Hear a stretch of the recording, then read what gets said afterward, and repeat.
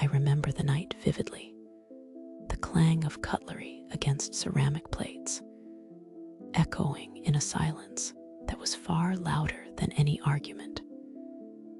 We sat across from each other, my partner and I, physically present, but emotionally a million miles apart. It wasn't an explosive fight that night, but a slow, suffocating realization that the emotional space between us had become a canyon. Our lives had become a series of parallel tracks, rarely intersecting. We navigated daily routines, managed household tasks, and even shared a bed. But the vibrant connection we once cherished had withered. Laughter felt forced. Deep conversations were non-existent, and I felt a growing sense of panic, like we were slowly losing each other, bit by painful bit. The emotional distance was destroying my sense of self, permeating every aspect of my life. I carried a heavy heart, constantly wondering what I was doing wrong, why we couldn't connect. Every interaction felt like treading on thin ice, riddled with anxiety and a desperate hope to avoid another awkward silence or misunderstanding. My primary antagonist wasn't just the silence from my partner. It was the wall I had meticulously built around my own heart. I convinced myself it was self-preservation, a way to avoid further hurt or disappointment. But in reality, it was isolating me further. This fear of vulnerability, of truly being seen and rejected, was my biggest enemy.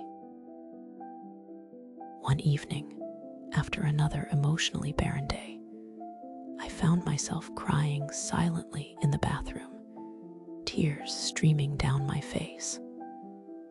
Looking at my reflection, a stark realization hit me. This couldn't be our story's ending.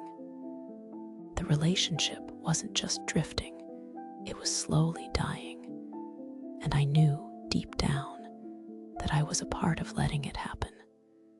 Something had to fundamentally change, or we would lose everything.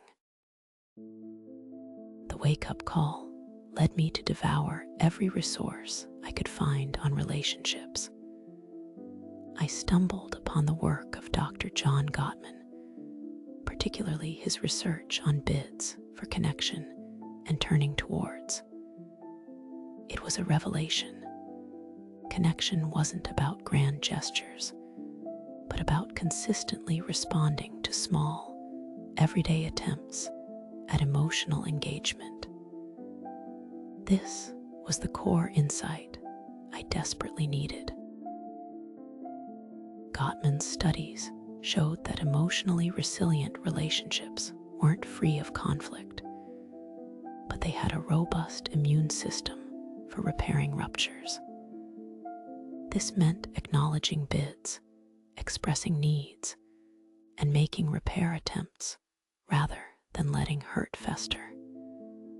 It wasn't about being perfect. It was about consistently choosing connection and understanding over silence and defensiveness.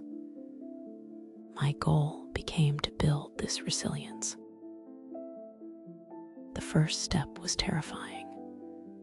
One morning, instead of just saying goodbye as he left for work, I took a deep breath and said, "Hey, can we talk this evening? I've been feeling really disconnected lately, and I miss you." It was a small sentence, but for me, it felt like screaming into the void. His surprised glance, followed by a gentle "okay, I miss you too," was my first fragile breakthrough. My own wall had a crack in it. That evening, we talked. It wasn't a perfect conversation, full of stumbles and some lingering defensiveness from both sides. But for the first time in what felt like forever, we were actively turning towards each other. I focused on truly listening, asking open-ended questions, and putting aside my assumptions. It was hard, but each small bid I initiated or responded to felt like a tiny victory, slowly rebuilding trust. Our journey wasn't linear. Old patterns resurfaced. There were still disagreements, sometimes even arguments. But now, instead of retreating into silence, I learned the art of repair. If I messed up, I apologized quickly and sincerely. If he seemed hurt, I asked about it, even if I thought it was minor. These small acts of repair became the glue, the true building blocks of our emotional resilience, showing we both valued the connection over being right. We started small, intentional practices. A shared cup of coffee in the morning with no phones, just eye contact, and a genuine "how are you feeling today?" became sacred. Our evenings, once silent, transformed into opportunities for real connection. We learned to ask more than just "how was your day?" but to delve into emotions, challenges, and small victories. These consistent, daily efforts nurtured our bond. It wasn't always easy. There were moments when the fear of vulnerability whispered, urging me back to my old patterns. But now, I had the tools to acknowledge that fear without letting it dictate my actions. We learned to be patient with each other, to accept that relational growth is a messy, continuous process, not a perfect destination. We embraced our imperfections together.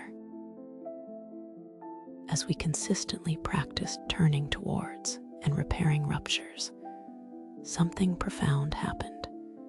We built emotional safety.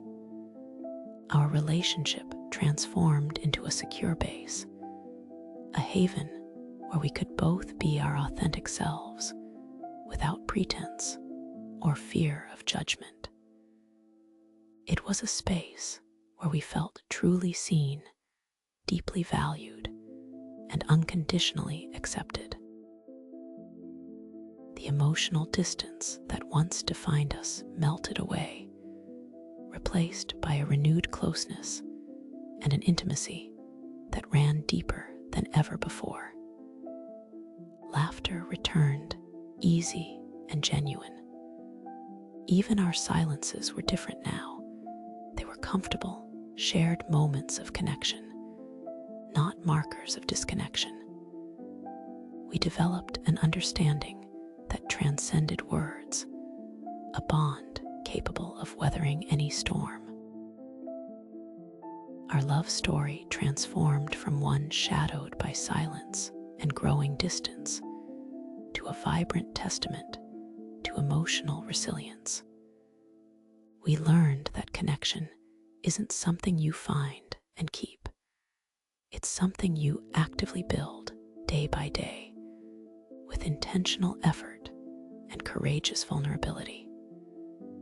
The ultimate boon was a genuine connection, a love that felt stronger, more authentic, and infinitely more joyful.